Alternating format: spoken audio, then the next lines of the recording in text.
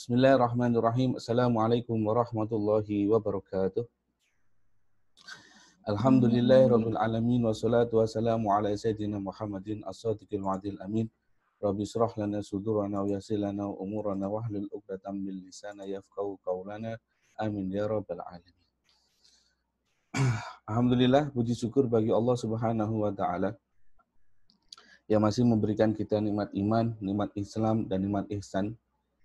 Ya, iman, Islam dan ihsan, dan nikmat kesehatan sehingga kita diberikan kesempatan masih boleh meneruskan pengajian kita pada hari ini insya-Allah. Jadi kita akan membahas satu hadis seterusnya. Ini berkaitan dengan menjauhi dari perkara-perkara yang syubhat. Pada masa yang sama, hadis ini juga menjelaskan tentang berkenaan dengan masalah hati. An Abi Abdullah An-Nu'man bin Bashir radhiyallahu anhu qala sami'tu Rasulullah sallallahu alaihi wasallam yaqul innal halala bayyinun wa innal harama bayyinun wa bainahuma mushtabihat la ya'lamuhunna katsirun minan nas faman ittaqa asy-syubuhati faqad istabra'a li dinihi wa 'irdihi. Diriwayatkan dari Abi Abdullah An-Nu'man bin Bashir radhiyallahu anhu qala sami'tu Rasulullah sallallahu alaihi wasallam, saya mendengar bahwa baginda Nabi Muhammad sallallahu alaihi wasallam berkata, innal halala, sesungguhnya perkara yang halal, bayyinun, itu nyata. Wa innal harama, dan sesungguhnya perkara yang haram, bayyinun, itu pun sudah nyata, sudah jelas. Wa bainahuma, dan di antara kedua perkara halal dan perkara yang haram ini, mushtabihatun, ada perkara-perkara yang bersifat syubhat. La ya'lamuhunna, dan tidak ada yang mengetahui tentang perkara syubhat ini, kasirun minan nas, kebanyakan daripada manusia. Famanittaqa asy-syubuhati, barang siapa yang boleh menjaga dirinya daripada perkara yang syubhat, faqad istabro'a li dinihi wa 'irdihi, maka sesungguhnya dia sudah istabro'a, membebaskan dirinya, agama dia, menyelamatkan agama dia, wa 'irdihi, dan menyelamatkan nama baiknya, irdihi namanya. Waman waqa'a fi syubuhati, barang siapa terjatuh dalam perkara yang syubhat, waqa'a fil haram, maka dia terjatuh dalam perkara yang haram. Karra'i, seperti orang yang menggembala, yar'a haulal khima, dia menggembala di sekitar perbatasan. Ya, yushiku ayyarta'a fihi, yang dikhawatirkan hewan yang digembala tadi itu akan masuk ke dalam perbatasan orang lain. Ala wa inna likulli malikin, ingatlah sesungguhnya setiap raja itu khiman, itu mempunyai batasan, perbatasan. Ala wa inna khimallah, sesungguhnya batasan-batasan atau batasan Allah, maharimuhu, itu adalah perkara-perkara yang diharamkan. Jadi hadis ini menjelaskan tentang perkara-perkara yang halal dan perkara-perkara yang haram. Kalau kita merujuk berkaitan dengan hadis ini, innal halalu bayyinun. Apa yang dimaksud dengan innal halalu bayyinun? Sesungguhnya perkara yang halal bayyinun itu nyata. Nyata ini maksudnya adalah setiap perkara yang halal itu adalah sesuatu yang terdapat di dalam nas Al-Quran ataupun As-Sunnah, kehalalannya, maka itu dikira sebagai perkara yang halal. Segala sesuatu yang terdapat di dalam Al-Quran dan As-Sunnah kehalalannya, maka itu adalah perkara yang halal. Seperti an'am, hewan ternak ya, wal fawakih, buah-buahan, wal ma, wal hubub, biji-bijian, dan yang lain. Artinya, yang dimaksud dengan innal halala bayyinun, sesungguhnya perkara yang halal bayin, nyata, itu adalah mana sallallahu ta'ala ar-rasulihi sallallahu alaihi wasallam au ajma'a al-muslimuna ala tahlilihi bi'ainihi. Artinya perkara yang halal itu adalah sesuatu yang terdapat dalil nas dalam Al-Quran tentang kehalalannya, atau ijma' daripada orang Islam, para ulama tentang kehalalannya. Selagi tidak dijumpai ada perkara-perkara lain yang merubah dari kehalalan itu menjadi perkara yang lain. Wa innal harama bayyinun, sesungguhnya perkara yang haram bayyinun itu nyata. Nyata maksudnya adalah setiap sesuatu perkara ma warada an-nasu fil kitabi awis sunnah bitahrimihi fahuwa haramun. Artinya segala sesuatu yang terdapat di dalam Al-Quran ataupun di dalam As-Sunnah tentang keharamannya, maka itu jelas keharamannya, tidak diragukan lagi. Seperti apa? Kal khinzir, seperti khinzir, wal maitah, dan seperti bangkai, wal homer, dan seperti homer ya, arak, wadam, dan seperti darah. Jadi yang dimaksud dengan innal halala bayyinun wa innal harama bayyinun itu seperti itu. Kemudian dalam perkara ini ada lagi malam yarud fihi nasun hasan bitahlil atau bitahrim faqad wada'a syar'u al-hanif aslan yu'rafu bi al-halal wal haram fi salasi ayatin karimah. Dan ada sesuatu perkara yang tidak dinyatakan di dalam Al-Quran tentang kehalalannya, sama halnya juga tidak dinyatakan di dalam Al-Quran keharamannya, maka apa hukumnya?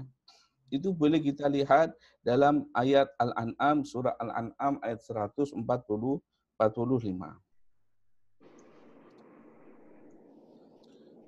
Kemudian berkaitan dengan asal dari suatu perkara. Ya, asal daripada suatu perkara. Kalau kita merujuk dalam fikih Asy-Syafi'i, saya menggunakan buku Al-Mu'tamad fi Fiqh Syafi'i yang disusun oleh Dr. Rabi' Az-Zuhaili. Beliau mengatakan fal aslu fil asya al-ibahah illa ma warada an-nasu ala tahrimihi illa ma idzara al-insanu ilaihi. Segala sesuatu asal daripada segala satu perkara itu hukumnya adalah mubah. Mubah ini maksudnya boleh dimakan atau boleh tidak dimakan. Selagi tidak ada dalil daripada nas Al-Quran ataupun As-Sunnah yang mengharamkannya. Jadi al-aslu fil asya al-ibahah, segala asal daripada satu perkara itu hukumnya adalah mubah. Mubah ni artinya bolehlah, boleh. Boleh dimakan, boleh tidak makan, itu. Selagi tidak ada dalil daripada Al-Quran yang mengharamkannya. Jadi seperti itu. Kemudian berkaitan dengan perkara-perkara yang bermanfaat. Allah Subhanahu wa taala di dalam Al-Qur'an, dalam surah Al-Maidah ayat 4, beliau mengatakan yas'alunaka madza ukhilla lahum. Yas'alunaka, mereka bertanya kepada kamu wahai Nabi Muhammad. Madza ukhilla lahum, apa yang dihalalkan bagi mereka. Maka Rasul apakah meneruskan ayat tersebut, qul ukhilla lakum at-thayyibat. Katakan wahai Muhammad, dihalalkan bagi mereka adalah perkara-perkara yang thayyib. Thayyib ini baik. Maka di dalam Islam berkaitan dengan perkara halal, ya, itu bukan hanya benda itu halal saja, tapi halalan thayyiban. Ini jargon yang sering kita dengar. Dan memang sepertilah konsep Islam dalam perkara halal. Yang halal dan yang thayyib. Halal dan bisa dan baik untuk diri kita dan baik untuk kemaslahatan hidup kita. Halalan thayyiban. Allah Subhanahu wa taala dalam surat Al-A'raf ayat 157 juga berfirman, "Wa yukhillu lahumut thayyibati wa yuharrimu 'alaihimul khaba'ith." Dihalalkan bagimu perkara-perkara yang thayyib dan diharamkan daripada kamu perkara-perkara yang khabith, perkara-perkara yang tidak baik.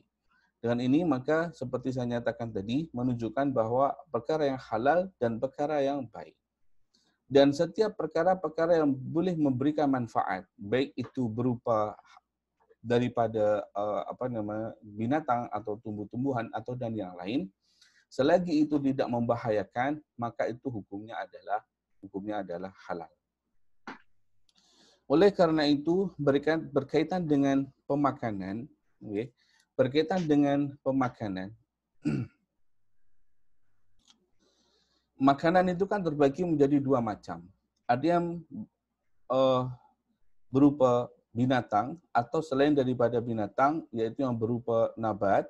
Nabat itu artinya tanam-tanaman.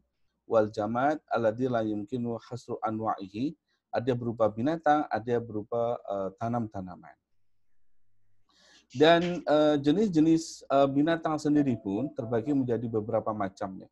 Ada yang binatang tersebut itu hidup di darat, ada yang binatang tersebut hidup di laut. Berkenaan dengan perkara-perkara yang hidup di laut, seperti hayawanul bahri, binatang yang hidup di laut. Ya.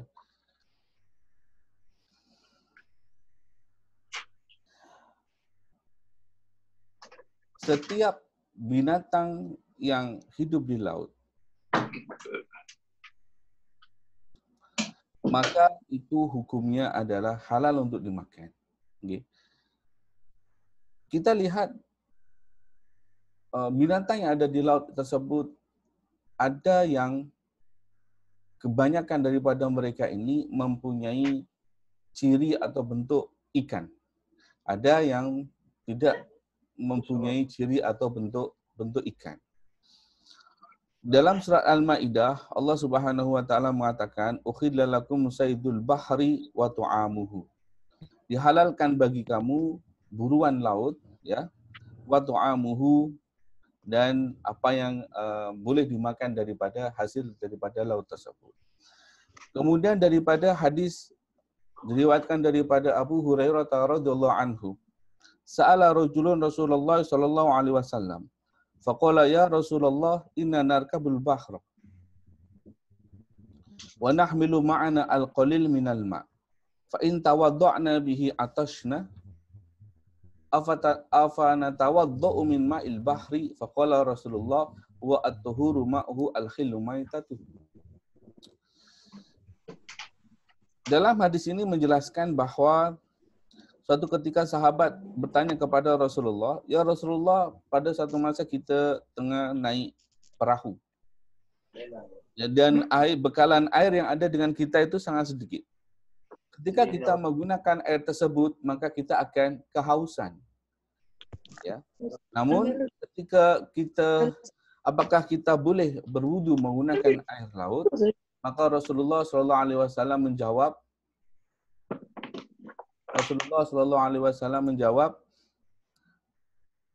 huwa tahuru ma'uhu al-khillu maitatuhu. Sesungguhnya laut itu suci airnya dan halal bangkainya.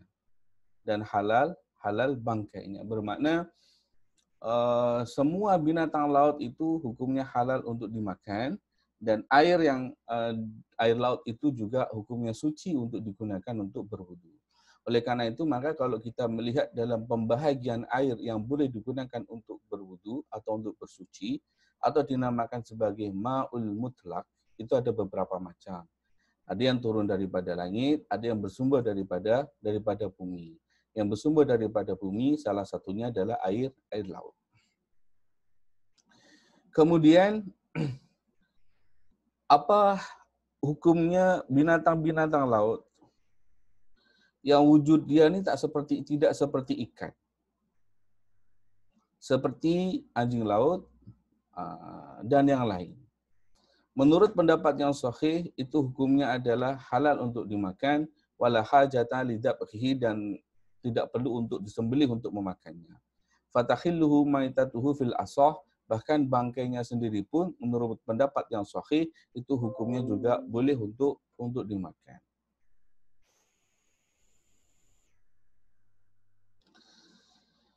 Kemudian berkaitan dengan binatang-binatang yang ada di daratan. Semua binatang yang ada di daratan itu kan terbagi menjadi beberapa macam. Ada binatang-binatang yang najis. Ada binatang-binatang yang tidak najis. Adapun binatang-binatang yang najis ini, maka hukumnya dia adalah haram untuk dimakan. Seperti apa? Seperti khinzir. Sebentar, ini komputer saya ada.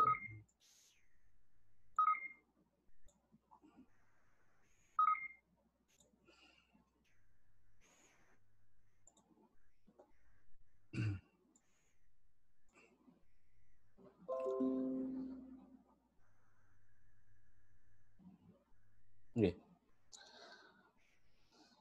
Seperti khinzir, seperti anjing, seperti babi, itu memang termasuk dalam binatang yang najis, dan kita tahu bahwa setiap perkara-perkara yang najis itu hukumnya adalah haram, dan bahkan yang lahir daripada binatang tersebut itu pun juga dihukumi keharaman.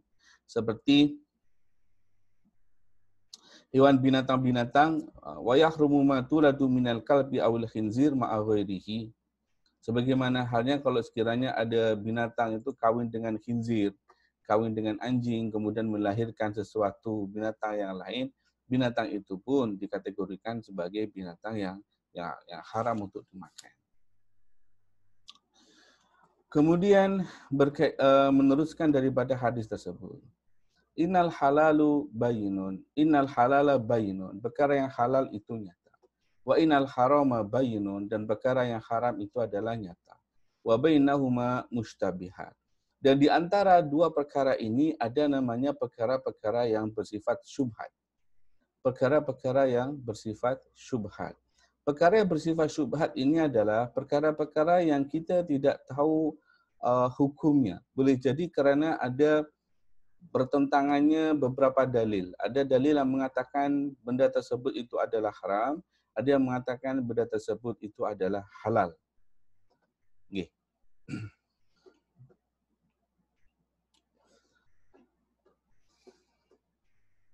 Berkaitan dengan perkara ini, beberapa ulama ada berbeda pendapat. Ada mengatakan fa ba'dhum afta bi jawazihi, sebagian ulama membolehkan ya melakukan perkara tersebut. Wa ba'dhum afta bi tahrimihi, sebagian daripada ulama tersebut mengharamkan untuk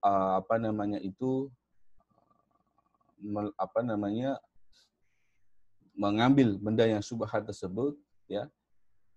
Oleh karena itu maka dalam hadis yang seterusnya dinyatakan bahwa famanittaqo asyubuhat, barang siapa yang menjaga dirinya daripada perkara-perkara yang syubhat, faqad istabro'a lidinihi wa irdihi, maka sesungguhnya dia akan terbebas agama dia daripada terjatuh dari perkara yang haram, wa irdihi, dan harga dirinya atau nama baiknya. Karena barang siapa terjatuh dalam perkara yang syubhat, maka sesungguhnya dia terjatuh dalam perkara yang haram. Kemudian Rasulullah SAW memberikan satu perumpamaan perkara yang syubhat ini. Qarra'i yar'a haulal hima. Jadi diibaratkan seperti halnya seorang penggembala itu menggembalakan ternak dia di sekitar perbatasan. Contoh misalkan ada orang punya tanah, gitu ya. Tanah itu ada pagarnya, dan dibatasi dengan pagar, dan ditulis tidak boleh memasuki area ini. Barang siapa yang melanggar maka dia akan didenda atau dikenakan hukuman. Nah, ibarat orang yang tidak mengambil berat tentang perkara syubhat, seperti orang menggembalakan ternak dia di dekat dengan perbatasan tersebut. Kita tahu bahwa orang menernakkan gembalanya di sekitar perbatasan tersebut itu mengandungi beberapa risiko yang sangat besar. Boleh jadi hewan ternaknya tersebut itu masuk ke dalam kawasan perbatasan tadi tersebut tanpa dia sadari. Begitu? Tanpa dia sadari. Oleh karena itu, maka Rasulullah mengibaratkan karra'i yar'a haulal khima, seperti orang yang menggembalakan di sekitaran perbatasan. Yusiku ayyarta'a fihi, dan tidak dinafikan dan besar kemungkinan hewan ternak tersebut itu boleh melampaui daripada perbatasan tersebut tanpa dia sadari. Oleh karena itu maka Rasulullah memberikan gambaran, sekiranya kalau Anda menernak gembala, menernak hewan ternak tersebut, ya pilihlah tempat yang jauh daripada perbatasan, tinggalkan perbatasan tersebut, cari tempat yang jauh agar lebih selamat dan tidak mendapatkan denda atau hukuman daripada pemilik tanah tersebut. Ala wa inna likulli malikin hima. Kemudian dalam hadis itu disebutkan, sesungguhnya setiap raja itu mempunyai himan. Himan itu ya perbatasan. Karena dulu orang Arab itu para raja-raja Arab itu atau pembesar-pembesar Arab, dia mempunyai daerah sendiri dan daerah tersebut itu sudah istilahnya itu sudah dikasih tanda itu miliknya. Karena siapa berani memasuki tanda tersebut maka boleh mengakibatkan dia akan didenda atau mendapatkan hukuman. Ala wa inna likulli malikin khima, ingatlah sesungguhnya setiap raja itu mempunyai batasan, perbatasan. Ala wa inna himallahi maharimuhu, ingatlah sesungguhnya himallah, batasan daripada Allah itu adalah benda-benda yang diharam. Oleh karena itu, untuk mengelakkan daripada perkara terjatuh dari perkara perkara syubhat, maka sebaiknya kita menjauhkan diri atau meninggalkan perkara tersebut untuk menjaga agama kita pada bahasa yang sama agar kita ini tidak dilihat tidak baik oleh orang lain. Karena manittaqa asyubuhat kan faqad istabro'a lidinihi, dia bisa menjaga kesucian diri agamanya wa irdi dan wibawanya. Kan begitu. Kemudian pada hadis yang seterusnya,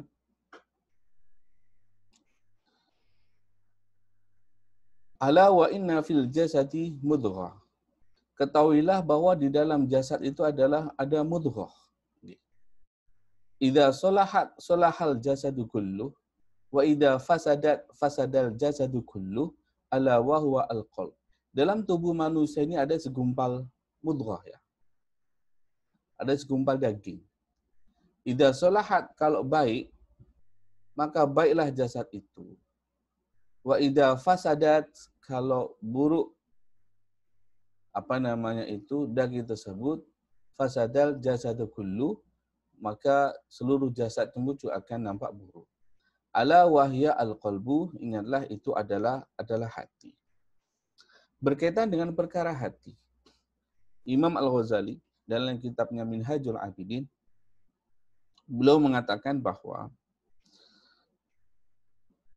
beliau berpesan, "Tsumma 'alaika bi hifdhihi wa islahihi," ya. "Wa husnin nadhari fi dzalika wa badlil majhud fa innahu a'dhamu hadhil a'dha khatran wa aktsara asaran wa adaqqaha amran."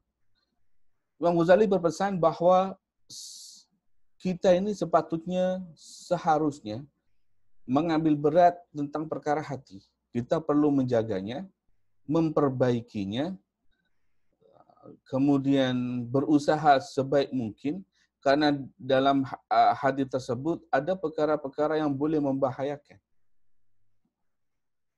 Allah Subhanahu wa taala berfirman dalam Al-Qur'an, "Ya'lamu kha'inatal a'yun wa ma tukhfis sudur." Wa qala Allah ta'ala, "Wallahu ya'lamu ma fi qulubikum." Allah Subhanahu wa taala mengetahui apa yang ada di dalam hati kita. Innahu alimun bidatis sudur. Sesungguhnya Allah Subhanahu wa taala mengetahui apa yang ada di dalam dada kita. Berapa banyak Al-Qur'an, kam dzakarahu wa karrarahu dzikruhu fil Qur'an. Imam Ghazali setelah menyebutkan ayat-ayat tadi tersebut, beliau mengatakan bahwa banyak sekali Al-Qur'an menyebutkan tentang perkara-perkara yang bersifat dalaman. Ya. Bagaimana Allah Subhanahu wa taala boleh mengetahui apa yang ada di dalam hati kita. Apa yang ada di dalam hati kita. Sehingga hati itu adalah sesuatu yang asas. Karena Allah Subhanahu wa taala tidak melihat apa yang di luaran kita. Sebagaimana Rasulullah dalam hadisnya, "Innallaha ta'ala la yanzuru ila suwarikum wa absyarikum wa innama yanzuru ila qulubikum." Rasulullah mengatakan Sesungguhnya Allah Subhanahu wa taala itu tidak melihat pada bentuk kamu, ya, wa absyarikum, sesungguhnya Allah Subhanahu wa taala itu melihat kepada qulubukum, hati kamu. Oleh karena itu Imam Al-Ghazali mengatakan fal qalbu idan maudhi'un nadhari rabbil alamin. Hati itu adalah tempat di mana Allah Subhanahu wa taala melihat diri kita.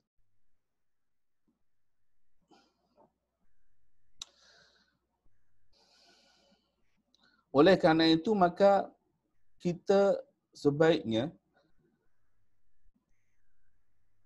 menjaga hati kita ini sebagaimana kita menjaga luaran kita. Kalau kita melihat baju kita kotor, kita bersihkan. Kita melihat badan kita kotor, kita mandi. Sebagaimana juga halnya hati. Kalau kita merasa hati kita ini kotor, maka kita perlu bersihkan. Hati kita ini kurang elok, kurang cantik, maka kita perlu menghiasinya dengan perkara-perkara yang baik. Kemudian Imam Ghazali meneruskan berkenaan dengan perkara hati. Innal qalba, ya, sesungguhnya hati itu adalah raja, muta'un wa ra'isun madba'. Hati itu merupakan raja yang diikuti oleh seluruh anggota badan. Wa idza solahal madbu', kalau sesuatu yang diikuti itu baik, solahat taba', maka yang mengikutinya pun juga akan jadi baik. Wa idza istaqamal maliku, ketika raja itu istiqomah dalam keadaan yang selalu benar, maka istaqomat ar-ra'iyah, rakyatnya pun juga akan dalam keadaan yang istiqomah. Sebagaimana Rasulullah dalam hadisnya yang di sini ini, ya, inna fil jasadi mudghatan, di dalam hati itu, dalam tubuh kita ini ada mudghah, segumpal daging. Idza salahat salahal jasadu kullu, kalau baik, baiklah jasad itu. Wa idza fasadat fasadal jasadu kullu. Dari sini apa yang boleh kita ambil pelajaran bahwa setiap perilaku kita ini mencerminkan apa yang ada di dalam hati kita. Kalau hati orang tersebut itu baik, maka dia akan tercermin dalam perilakunya. Kalau hati orang tersebut itu tidak baik, maka pun juga akan tercermin daripada perilakunya. Karena seperti Imam Al-Ghazali mengatakan tadi itu, hati itu seperti raja yang diikuti. Kalau rajanya baik, maka rakyatnya baik. Kalau hatinya baik, maka perilakunya pun juga baik.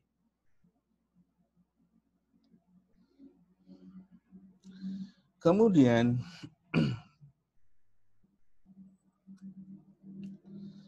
hati itu merupakan permata yang sangat berharga yang ada di dalam diri manusia.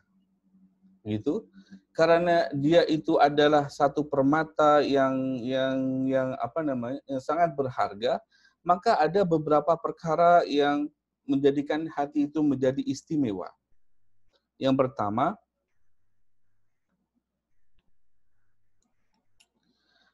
di dalam hati itu tempat pertarungan antara syaitan dan malaikat. Dalam membisikkan ada kalanya untuk melakukan perkara yang baik atau ada kalanya untuk melakukan perkara yang tidak baik. Di hati juga sebagai tempatnya ilham. Dan di hati juga tempat setan membisikkan untuk manusia melakukan perkara yang tidak baik. Di hati juga malaikat pun juga membisikkan untuk manusia untuk sentiasa melakukan perkara yang baik. Jadi karena keistimewaan hati tersebutlah, maka hati jadi medan pertempuran antara perkara yang baik dengan perkara yang tidak baik. Yang kedua, hati ini tidak sama seperti dengan anggota tubuh yang lain. Yang dimana ketika anggota tubuh yang lain itu ingin beristirahat, maka bolehlah dia beristirahat. Contoh seperti kalau mata kita ini kelelahan, maka kita tinggal pejamkan mata saja. Kalau mulut ini capek untuk berbicara, ya, maka kita tinggal tutup saja mulut kita. Tetapi hati ini ibarat seperti, Imam Ghazali mengibaratkan seperti wakal matori la tazalu tamturu alaihi lailan wa naharon la tanqati wala anta taqdiru ala man'iha.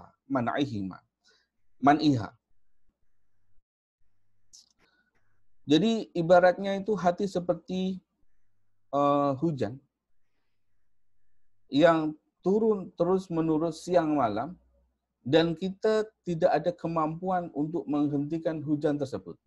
Maksudnya apa? Maksudnya kesibukan yang ada di dalam hati kita ini akan sentiasa untuk menyibukkan tentang apa-apa perkara. Seperti tadi saya nyatakan, kalau mulut terdiri daripada lisan, bibir, ya, itu kalau capek dia boleh tutup mulut dia daripada berbicara, kita boleh kawal. Mata kalau capek, ya, kita boleh pejamkan mata. Tapi kalau hati dia tidak bisa. Dia selalu bergerak. Dia selalu terpengaruh dengan perkara-perkara dari luaran. Dia selalu membisikkan kepada kita tentang perkara-perkara yang baru. Oleh karena itu, maka hati kita ini cepat untuk berubah-ubah. Apalagi kalau misalkan bisikan-bisikan perkara yang tidak baik itu langsung disambut oleh hawa nafsu, sehingga membawa manusia untuk melakukan perkara yang tidak baik. Hati dalam bahasa Arab dinamakan sebagai qalbun. Kenapa dinamakan sebagai qalbun? Qalbun artinya itu yang berubah. Karena hati manusia itu cepat berubah-ubah. Masum ya qalbu illa min taqallubihi. Dinamakan hati karena ya memang hati itu cepat berubah-ubah. Terkadang hari ini baik, besok tidak baik. Tadi yang sebelum tadi itu sedih menjadi bahagia, dan seterusnya. Kemudian ada beberapa perkara, Imam Al-Ghazali menyebutkan dalam kitab Minhajul Abidin. Ada beberapa perkara yang boleh merosakkan hati. Yang pertama adalah al-amal. Al-amal ini maksudnya angan-angannya panjang. Angan-angannya panjang itu banyak angan-angannya.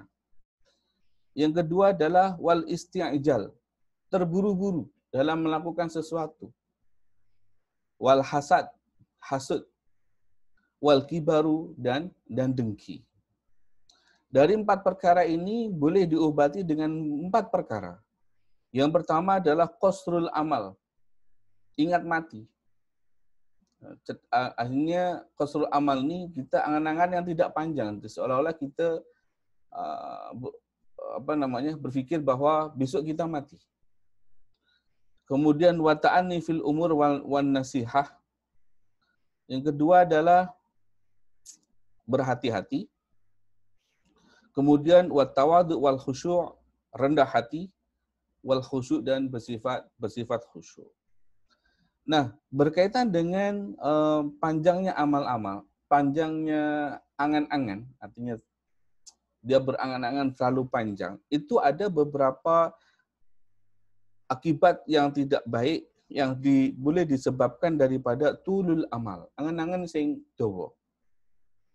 Seperti ketika orang-orang itu panjang amalannya, maksudnya angan-angan yang panjang itu seperti ini.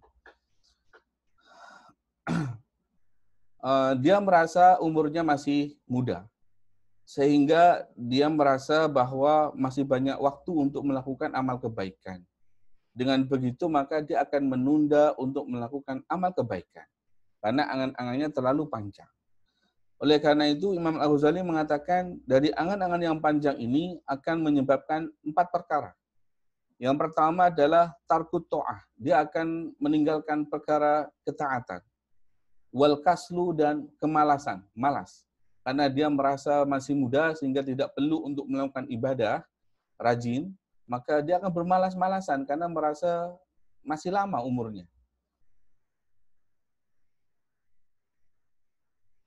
Dia mengatakan, wal kaslu fiha naqulu saufa af'alu wal ayyam baina yaday wala yafutani dzalika. Dia mengatakan kemalasan itu sehingga dia mengatakan baiklah saya akan mengerjakan ibadah itu nanti dan nanti karena masa saya masih panjang. Oleh karena itu maka Dawud At-Ta'i rahimallahu taala berkata, "Man khofa al-wa'id qaruba alaihi al-ba'id." Barang siapa yang takut akan ancaman Allah, maka perkara yang jauh akan didekatkan. Maksudnya seperti apa? Maksudnya adalah kalau orang itu takut akan kematian, merasa dirinya itu kurang cukup amal kebaikan, kan? Dia takut akan siksa, maka perkara yang jauh itu akan didekatkan, maka dia akan sesegera mungkin untuk melakukan perkara-perkara kebaikan. Itu maksudnya. Wa man tola amaluhu sa'a amaluhu, wa man tola amaluhu pakai hamzah, sa'a amaluhu pakai ain. Barang siapa yang panjang angan-angan dia, maka buruklah amal perbuatan dia. Karena dia selalu menunda-nunda untuk melakukan perkara baik. Kemudian waqala Yahya bin Mu'ad Az-Zazi rahimahullah, al-amalu qati'un an kulli khair. Jadi Imam Al-Ghazali menyebutkan beberapa pendapat para ulama. Dia mengatakan panjang angan-angannya itu qati'u an kulli khair. Boleh memutuskan atau menjadikan orang itu terlepas untuk mengerjakan perkara yang baik. Wattama'u mani'un min kulli haq. Sifat tamak itu boleh menghalangi hak-hak orang lain. Ya, karena tamak itu kan kita memuaskan nafsu kita sehingga hak-hak orang lain kita tidak penuhi. Was-sabru sa'irun ila kulli dhufrin. Sifat sabar itu boleh membawa kepada kemenangan. Wan nafsu da'iyatun ila kulli syarr. Dan nafsu itu adalah pendorong bagi setiap perbuatan yang tidak baik. Berkaitan dengan masalah hati, Imam Ali bin Abi Thalib karramallahu wajhah, beliau mengatakan, Inna akhwafu ma akhafu alaikum ithnatani. Ya, tulil amali wa itba'ul hawa. Ala wa inna tulil amal yansi al-akhirah wa itba'ul hawa ya yasuddu anil haq. Sayyidina Ali bin Abi Thalib mengatakan perkara yang saya sangat takutkan berlaku kepada kalian ada dua. Yang pertama adalah panjang angan-angannya. Yang kedua adalah mengikuti hawa nafsu. Beliau mengatakan, kenapa? Ala wa inna tulil amal yunsi al-akhirah. Karena orang yang panjang angan-angannya itu, maka dia akan lupa akan akhirat. Seperti yang tadi saya nyatakan, panjang amal-amalnya itu merasa umurnya masih panjang. Sehingga dia banyak waktu untuk melakukan perkara-perkara yang baik.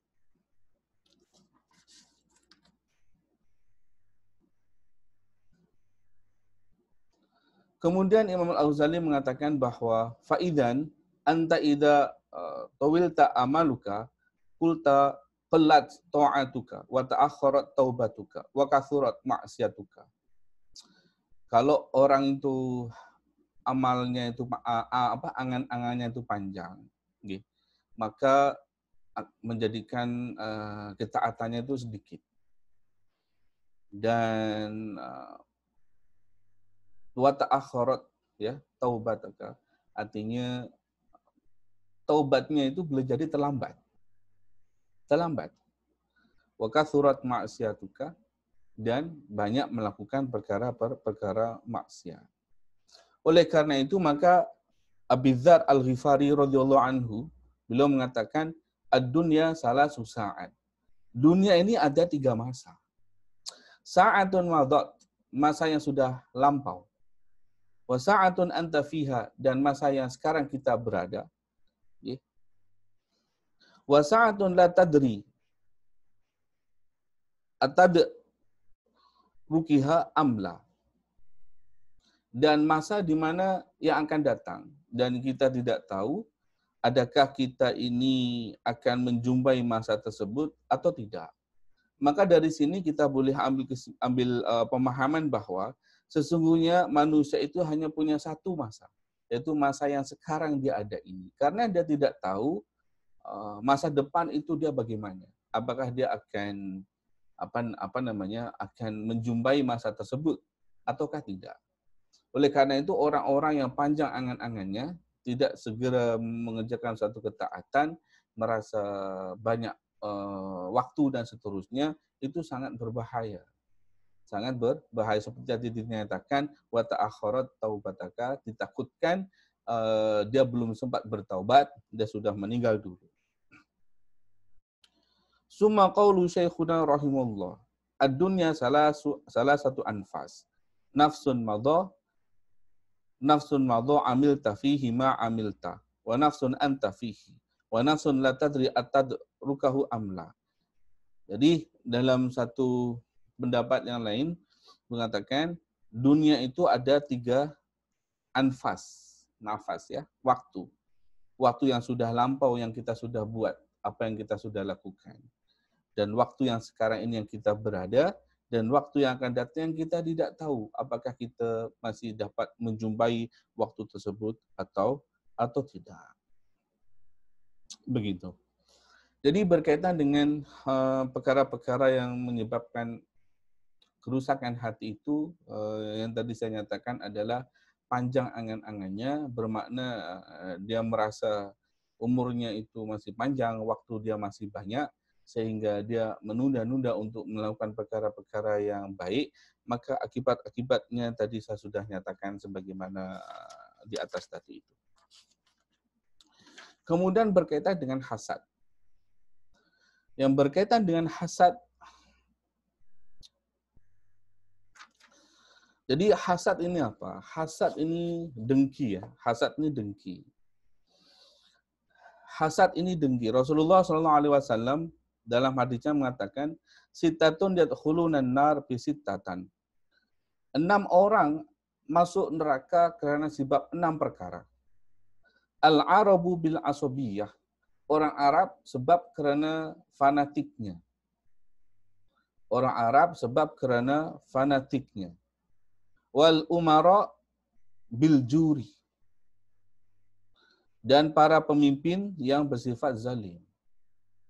Ada 6 orang masuk neraka karena 6 sebab. 1, orang Arab karena fanatiknya. Yang kedua adalah seorang pemimpin karena kezalimannya. Wadahakinu bil kibri. Umara ini ya, umara ya. Wadahakin dan juga pemimpin bil kibri karena kesombongannya. Orang yang merasa di atas karena kesombongannya. Wattujaru bil khiyanah. Seorang pedagang masuk neraka sebab dia tidak amanah, artinya dia dengan khianat. Wa ahlur rosatiki bil jahli, ahli-ahli rosatik ini desa ya, bil jahli karena ketiadaan ilmunya. Wal ulama bil hasadi, dan ulama dia masuk neraka sebab karena dengkinya.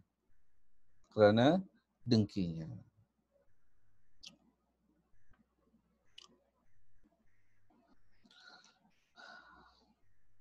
Rasulullah SAW dalam hadis mengatakan, al-hasadu ya'kulul hasanati kama ta'kulun naru al-khutaw. Jadi penyakit dengki ini, dia boleh memakan kebaikan-kebaikan yang ada dalam diri manusia, seperti halnya api itu melahap kayu bakar. Di dalam suatu kitab yang lain, mengatakan bahwa orang yang dengki, ya, kemudian dia berghibah, membicarakan orang lain, itu diibaratkan seperti orang yang mempunyai satu meriam, ya, dan meriam itu diarahkan di penjuru, beberapa penjuru, dan bahan meriam tersebut adalah amal kebaikan dia. Kemudian meriam itu ditembakkan ke penjuru tersebut. Ini mengibaratkan orang yang hasud, orang yang dengki, kemudian menghibah orang lain, itu seperti orang yang mencampakkan atau orang yang melemparkan amal kebaikan tersebut diberikan kepada orang yang dirasani itu, orang yang dihibai itu. Maka dalam satu kitab yang lain dinyatakan bahwa ulama dulu ada orang ulama yang dirasani itu apa? Dihasuti, dihibai oleh orang lain, dan dia dapat tahu apa yang dia lakukan. Dia datang ke rumah orang tersebut dengan membawa halwa, manisan. Kemudian dia mengutuk rumah orang tersebut dan dia mengatakan ini adalah sebagai hadiah daripada apa yang Anda sudah lakukan. Artinya dia berterima kasih karena kebaikan dia diberikan kepada orang ini, karena dia menghibahnya, sebagai balasannya dia diberikan hadiah.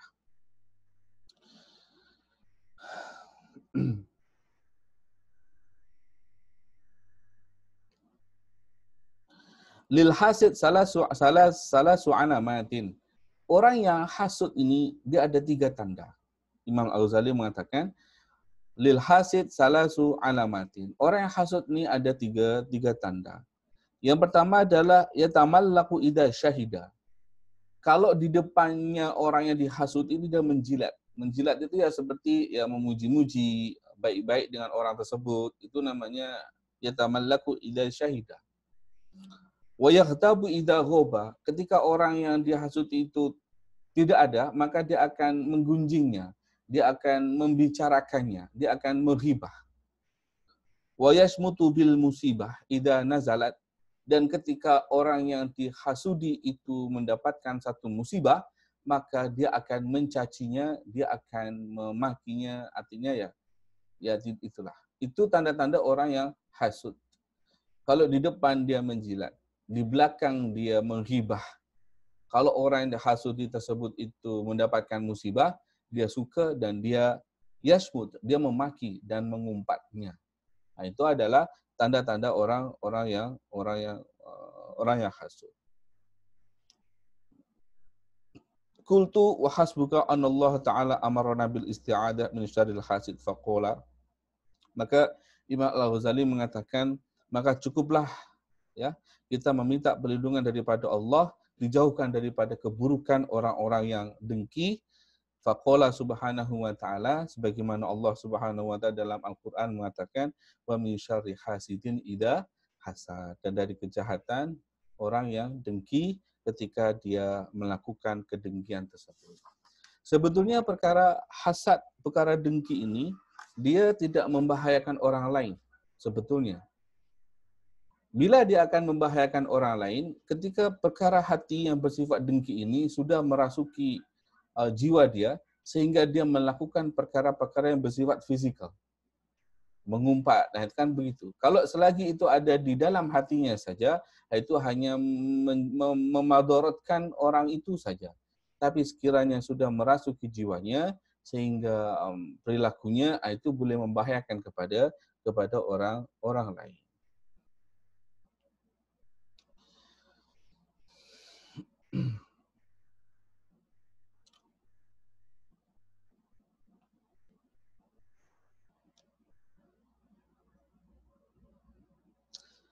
Dan Imam Al-Ghazali dalam kitabnya Minhajul Abidin dia mengatakan, kama qala Ibnu Samak rahimahullah.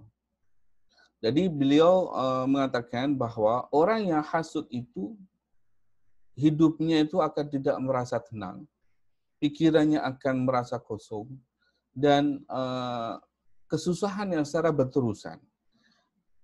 Lam ara dzaliman asbaha bil mazlum minal hasid. Saya tidak melihat kesamaan antara orang yang zalim ya bil mazlum minal hasid, seperti halnya orang yang hasud.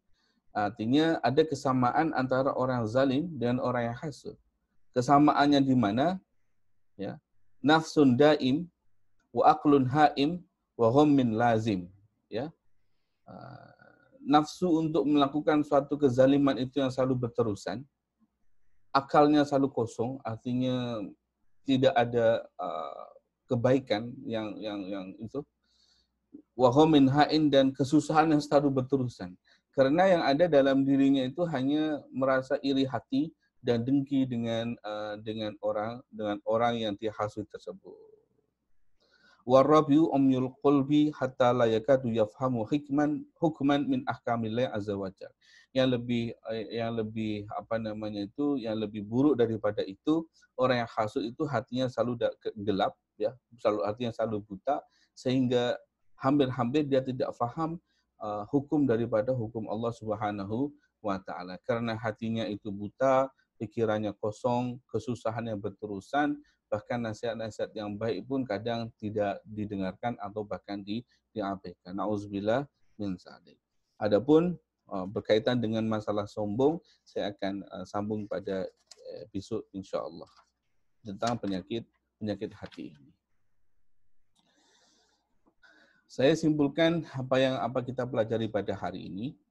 Yang pertama, hadis ini menjelaskan tentang bahwa perkara yang halal itu nyata, maksudnya adalah sesuatu yang terdapat di dalam nas Al-Quran kehalalannya, maka itu nyata kehalalannya.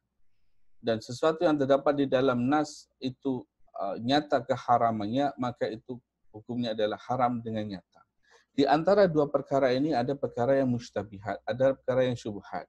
Perkara syubhat seperti tadi saya nyatakan, belum diketahui secara pasti kehalalan atau keharamannya. Boleh jadi adanya dua dalil yang sama-sama menunjukkan antara kehalalan atau keharaman. Apa sikap kita dalam menyikapi perkara yang syubhat? Rasulullah SAW memberikan panduan, faman ittaqa asyubuhat faqad istabra lidinihi wa dinihi. Ketika kita berjumpa perkara yang syubhat, sebaiknya kita tinggalkan. Karena ketika kita meninggalkan perkara syubhat, kita menyelamatkan agama kita, pada masa yang sama kita juga menyelamatkan pribadi kita. Sebab barang siapa yang terjatuh dalam kesyubhatan, maka dia sejatinya terjatuh dalam perkara yang haram. Di sini Rasulullah memberikan satu contoh, seperti halnya orang yang menggembala ternak dia, kemudian digembalakan di dekat dengan dengan perbatasan, ya. Dan kita tahu bahwa gembalaan seperti kambing dan seterusnya, hewan ternak tersebut itu boleh jadi masuk ke dalam perbatasan orang lain, sehingga tanpa dia sadari, yang mengakibatkan orang itu akan dihukum. Kemudian di sini diingatkan bahwa setiap raja itu mempunyai namanya perbatasan, batasan-batasan yang perlu kita ambil peran. Dan batasan Allah Subhanahu wa taala itu adalah perkara-perkara yang diharamkan. Selain daripada itu, Rasulullah juga menjelaskan perkara berkaitan dengan hati. Walaupun hati itu kecil, ya, tapi dia itu raja dan dia permata dalam diri manusia. Karena di dalam hati tempatnya ilham, dia sangat mulia. Hati itu perkara yang sangat mulia, sangat berharga, ibarat sebagai permata yang diperebutkan oleh dua perkara, kebaikan ataupun kejahatan. Sebab karena hati itu ibarat seperti permata, seperti raja, maka ketika raja itu baik, maka rakyatnya pun juga baik. Tapi sebaliknya, kalau raja itu buruk, maka rakyatnya pun juga buruk. Hati itu mencerminkan perilaku manusia. Kalau hatinya baik, maka tercermin daripada perilakunya. Kalau hatinya itu tidak baik, maka tercermin daripada perilakunya. Dan perkara-perkara yang menjadikan hati kita ini menjadi tidak baik, salah satunya adalah penyakit hasad dan dengki, seperti yang tadi saya nyatakan. Yang kedua adalah terlalu panjang angan-angannya, harapannya terlalu panjang. Maksudnya harapannya terlalu panjang ini adalah dia selalu menunda-nunda untuk melakukan perkara yang baik dengan alasan bahwa dia boleh kerjakan bila-bila masa. Mungkin karena umurnya masih panjang atau kesempatan yang dia pikir dia boleh kerjakan pada masa hadapan. Akibat daripada angan-angan yang terlalu panjang itu, tadi saya sudah menyatakan dalam beberapa hadis dan pendapat para ulama, sebagaimana yang dinyatakan dalam kitab Minhajul Abidin oleh Imam Al-Ghazali. Dari sini saya akan cukupkan. Dan selepas kita tutup, kalau ada pertanyaan, kita akan coba sharing daripada pertanyaan tersebut. Mari kita tutup dengan bacaan tasbih kafarah dan surat wal asr.